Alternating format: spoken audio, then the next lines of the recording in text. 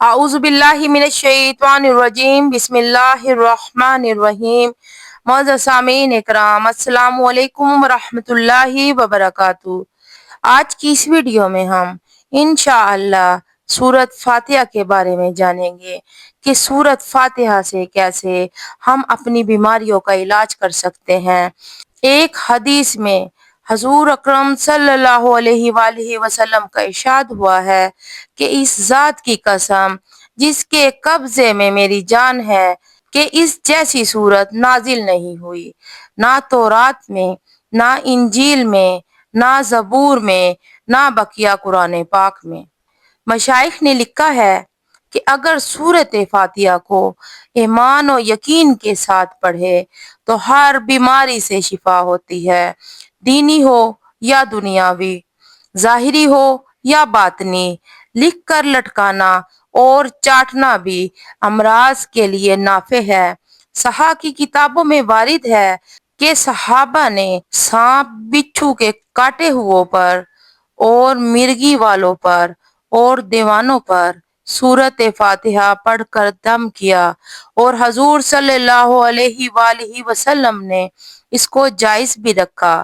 نیز ایک روایت میں آیا ہے صائب بن زید پر حضور صلی اللہ علیہ وآلہ وسلم نے اس سورت کا دم فرمایا اور یہ سورت پڑھ کر لعاب دہن درد کی جگہ پر لگایا۔ اور ایک روایت میں آیا ہے کہ جو شخص سونے کا ارادہ سے لیٹے اور سورۃ فاتحہ اور قل ھو اللہ احد پڑھ کر اپنے اوپر دم کر لے، موت کے سوا ہر بلا سے امن پائے گا۔ ایک روایت میں آیا ہے کہ سورۃ فاتحہ ثواب میں 2/3 قرآن کے برابر ہے۔ ایک روایت میں آیا ہے کہ عرش کے خاص خزانہ سے مجھ کو 4 چیزیں ملی ہیں کہ کوئی اور چیز اس خزانہ سے کسی کو نہیں ملی۔ نمبر 1 سورۃ فاتحہ، نمبر 2 آیت الکرسی، نمبر 3 سورۃ بقرہ کی آخری آیات، نمبر 4 سورۃ کوثر۔ ایک روایت میں آیا ہے کہ حسن بصری حضور صلی اللہ علیہ وآلہ وسلم سے نقل کرتے ہیں کہ جس نے سورۃ فاتحہ کو پڑھا اس نے گویا تورات، انجیل، زبور اور قرآن پاک کو پڑھا۔ ایک روایت میں آیا ہے کہ ابلیس کو اپنے اوپر نوحہ اور زاری سر پر خاک ڈالنے کی 4 مرتبہ نوبت آئی، اول جب کہ اس پر لعنت ہوئی، دوسری جب کہ اس کو آسمان سے زمین پر ڈالا گیا، تیسرے جب کہ حضور اکرم صلی اللہ علیہ وآلہ وسلم کو نبوت ملی، چوتھے جب کہ سورۃ فاتحہ نازل ہوئی۔ مشائخ کے اعمال مجرب میں لکھا ہے کہ سورۃ فاتحہ اسم اعظم ہے، ہر مطلب کے لیے پڑھنی چاہیے، اور اس کے 2 طریقے ہیں۔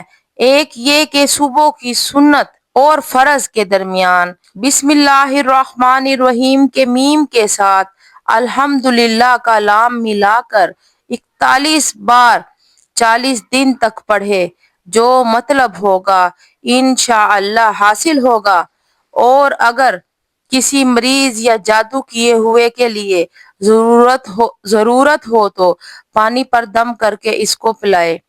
دوسرے یہ کہ نوچندی اتوار کو صبح کی سنت اور فرض کے درمیان سورۃ فاتحہ کو 70 بار اگر پڑھا جائے اور اس کے بعد ہر روز اسی وقت پڑھے اور 10 بار کم کرتا جائے یہاں تک کہ ہفتہ ختم ہو جائے۔ اول مہینے میں اگر مطلب پورا ہو جائے تو ٹھیک ہے، ورنہ دوسرے تیسرے مہینے میں اسی طرح کرے۔ نیز اس سورت کا چینی کے برتن پر گلاب اور مشک و زعفران سے لکھ کر اور دھو کر پلانا 40 روز تک پرانی بیماریوں کے لیے مجرب ہے۔ نیز دانتوں کے درد اور سر کے درد، پیٹ کے درد کے لیے 7 بار پڑھ کر دم کرنا مجرب ہے۔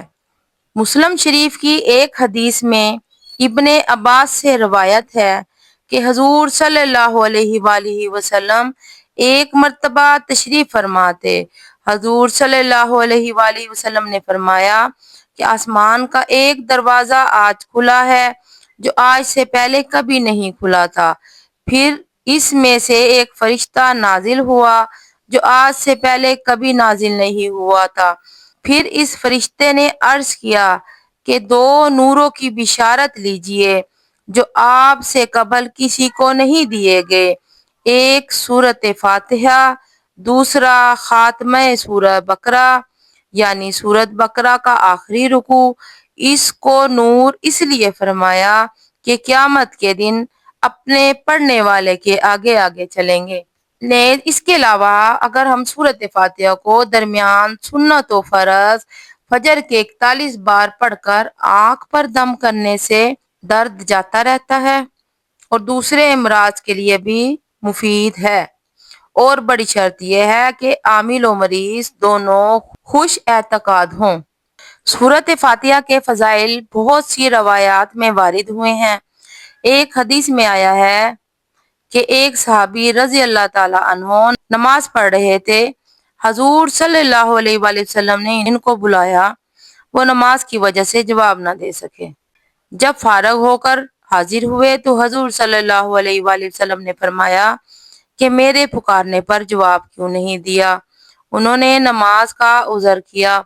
حضور صلی اللہ علیہ وآلہ وسلم نے فرمایا کہ قرآن شریف کی آیت میں نہیں پڑھا یا ایھا الذین آمنوا استجیبوا للہ وللرسول اذا دعاکم، اے ایمان والو اللہ اور اس کے رسول کی پکار کا جواب دو جب بھی وہ تم کو بلائیں۔